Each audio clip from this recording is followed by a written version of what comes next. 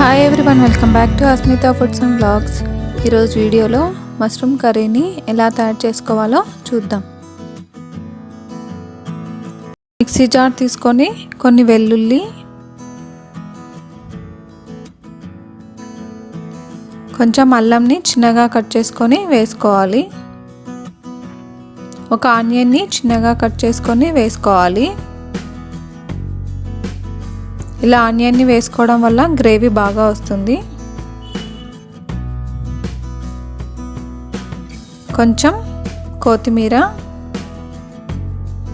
కొంచెం ఎండు కొబ్బరిని వేసుకోవాలి. కొన్ని వాటర్ పోసుకొని మెత్తగా గ్రైండ్ చేసుకొని పక్కన పెట్టుకోవాలి. స్టవ్ ఆన్ చేసి ప్యాన్ పెట్టుకొని 2 టేబుల్ స్పూన్ల ఆయిల్ వేసుకోవాలి. ఆయిల్ వేడైన తర్వాత 1 టీ స్పూన్ పోపు దినుసులు, 2 పెద్ద సైజు ఆనియన్ని గ్రైండ్ చేసుకొని వేసుకోవాలి. కొంచెం కరివేపాకు వేసుకొని ఈ ఆనియన్ పేస్ట్ని బాగా వేయించుకోవాలి. ఇలా ఆనియన్ని కొద్దిసేపు వేయించుకున్న తర్వాత 2 పెద్ద సైజు టమోటాలని తీసుకొని గ్రైండ్ చేసుకొని ఆ టమోటా పేస్ట్ని కూడా వేసుకోవాలి.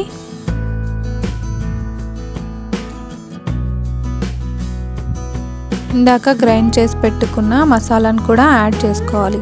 ఈ మిక్సీ జార్లో కొన్ని వాటర్ పోసుకొని ఆ వాటర్ని కూడా యాడ్ చేసుకొని మసాలానంతా బాగా కొద్దిసేపు ఇలా కలుపుకుంటూ ఉడికించుకోవాలి.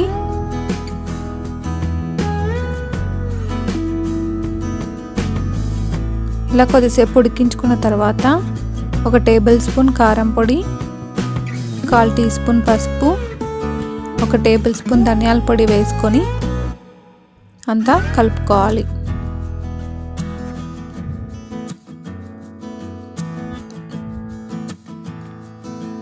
మొత్తం మసాలాలన్నీ కలిసేలాగా కలుపుకోవాలి.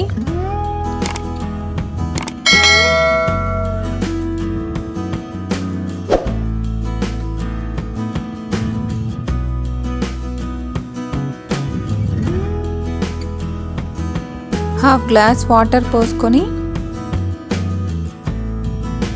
కలుపుకొని ఈ మసాలాని బాగా ఉడికించుకోవాలి.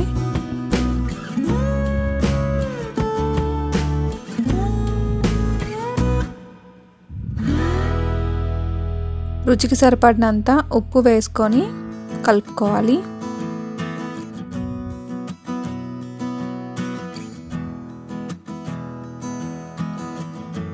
మూత పెట్టి 5 నిమిషాల సేపు మీడియం ఫ్లేమ్లో మసాలాని బాగా ఉడికించుకోవాలి. 5 నిమిషాల తర్వాత తీసి చూడండి, మసాలా చక్కగా ఉడికిపోతుంది కదా. ఇప్పుడు వాష్ చేసి చిన్నగా కట్ చేసి పెట్టుకున్న మష్రూమ్ని యాడ్ చేసుకోవాలి. ఇక్కడ నేను ఒక మష్రూమ్ని 4 పీసెస్ చేశాను.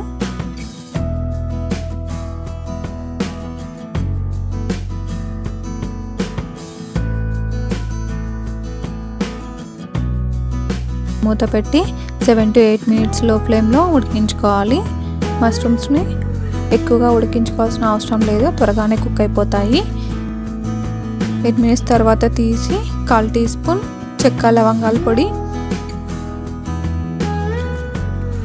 చిన్నగా కట్ చేసి పెట్టుకున్న కొత్తిమీరను వేసుకొని ఒకసారి అంతా కలుపుకొని సర్వింగ్ బౌల్లోకి సర్వ్ చేసుకుంటే ఎంతో ఈజీగా టేస్టీగా ఈ మష్రూమ్ కర్రీని తయారు చేసేసుకోవచ్చు.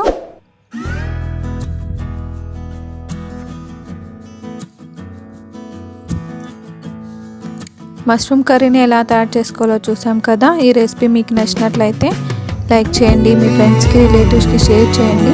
మరిన్ని వీడియోస్ కోసం అస్మితా ఫుడ్స్ అండ్ బ్లాగ్స్ని సబ్స్క్రైబ్ చేసుకోండి. Thank you for watching.